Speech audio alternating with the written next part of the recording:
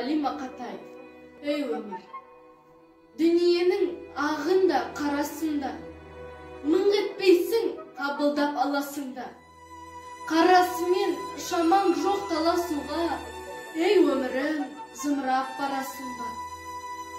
Жер мен көктің желпініп арасында, желігесің, түсесің қара суға.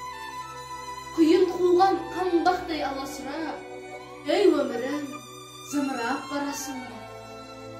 Мен отырмын теңіздің жағасында, бересімде жоқ оған аласында.